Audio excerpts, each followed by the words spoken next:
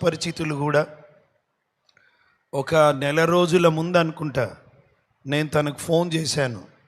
Phone చేస్తే పెట్టండి చూస్తారు.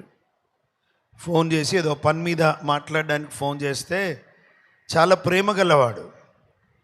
నాతో ఎట్లా మాట్లాడతాడంటే, ఏందే సాల్మోన్ అన్న ఇట్లా ఫోన్ చేసినావు, ఆగాగు ఒకసారి గిచ్చుకుంటా, నువ్వు చేసినావు అంటే నాకు నమ్మబుద్ధి అయ్యట్లేదు, గిచ్చుకుంటాను నేను అని చెప్పన్నా. ఏం చేయాలి అంటే కొన్ని విషయాలు మాట్లాడిన తర్వాత ఒక మాట అన్నాడు.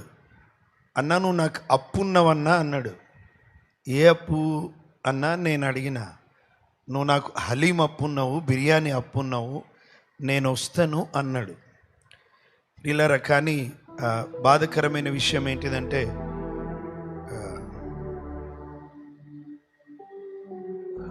తను ప్రభు రాజ్యానికి చేరాడు.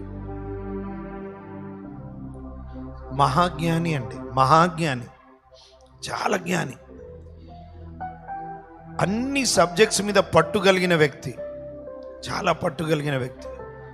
ఒకప్పుడు డ్రగ్స్కి, త్రాగుడికి బానిస అయినటువంటి వ్యక్తి ప్రభువుకి తన జీవితాన్ని అప్పగించుకున్నప్పుడు తన జీవితాన్ని మార్చేసి లోకమంతా ఆయన వాక్యము వినేలా చేయగలిగినాడు దేవుడు.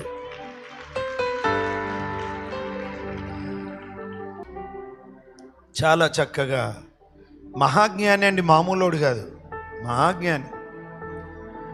ఎంత ప్రేమగల్లోడంటే ఒక దాదాపు 10-15 సంవత్సరాల కిందట అనుకుంటా, పాప చిన్నగుండే అప్పుడు మా ఇంటికి రావాలన్నప్పుడు నేను